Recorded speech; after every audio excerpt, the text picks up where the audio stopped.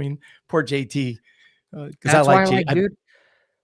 I even had commented, I started seeing like damn privateers hashtag roam around. I'm like, this is kind of poor taste. Truthfully, make the factory riders happy. A main, okay?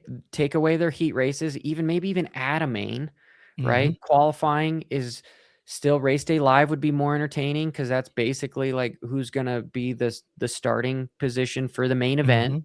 You'll get your viewers up there, and then qualifying for the main event for the B main, and then the LCQ is just that, the B main.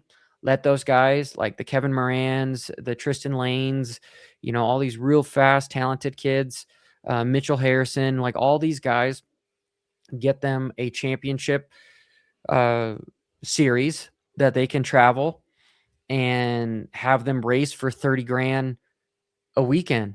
Last place, 22nd is 5 grand, and then first place is 30 grand. F and A, we're going to have a badass fun race to watch.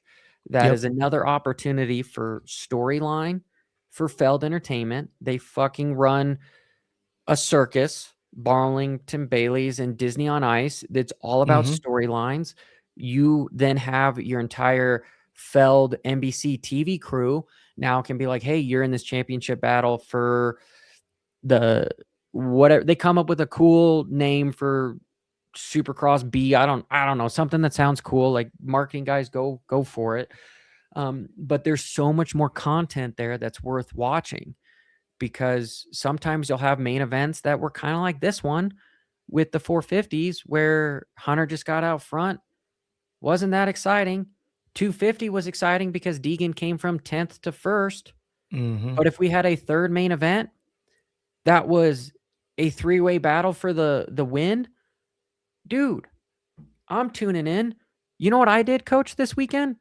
The only reason why I tuned in to the LCQ was because Tomac was in it. And once I saw him get the whole shot, I was like, okay. So I fast forwarded it.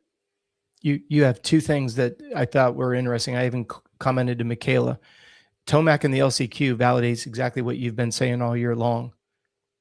Because you just literally saw, right? It's a whole gate pretty much of privateers and one factory bike in it. And you just, that LCQ illustrated your entire message for the year. That's what you keep saying over and over again. So why are we even making the privateers race again? It was so obvious, the discrepancy between that factory bike and those privateers with one guy in it. Yes, there's some caveat there with like the talent spectrum, because there's been some heat as far as like, it's not all the bike. And it's like, guys, you guys are missing the point, right? You take a 1% of the 1% that gets on that factory bike, he's going to be fast. You put him on a privateer bike, he still would have won the LCQ. He just wouldn't have won it by that much, right? But to your point, exactly, you saw once Tomac got the whole shot, you knew the race was over. So it just, that entire LCQ, everything that you've said, why it's important, how to do it, it was right there. And then the other point you mentioned about having a third race, isn't it cool how people are kind of tuning into the SMX Next Futures group? There's that third race that you're talking about. So everything that you're saying to try to create credibility that there's substance to the idea just got validated on Saturday night. All three of them. With Tomac and the LCQ, and then having that third race, and the fact that Deegan, with the controversy coming from back, it's all in a nutshell right there. Coach, I'm just like, if you want to grow the sport that we all say that we do so much, then the money was a big deal. Like the $10 million was a big deal. And the privateers, I guess it was like 9, but I digress. The privateers love SMX because they're making like 20 grand for the end of the series. But I'm just saying, dude, you take away the purse for the 450 guys, the factory guys, and you move it to that B main, everyone is going to come out of the woodworks. They're going to start buying more parts. They're going to start sending their motors to Pro Circuit. They're going to start filling up Loretta Lynn and Ponca City and the local practice tracks because they need a place to practice. It just makes so obvious sense to not come up with more funding and more resources just to reframe the format, reuse what you have just in a better way for an exponential growth is literally zero risk, but nothing but reward to do this. We just have to define who wants a sport to grow. We as fans and spectators want the sport to grow. The people who are making all the money now, they're content because they get to harness all the money. The thing that I'm curious about is we got the betting that's come in.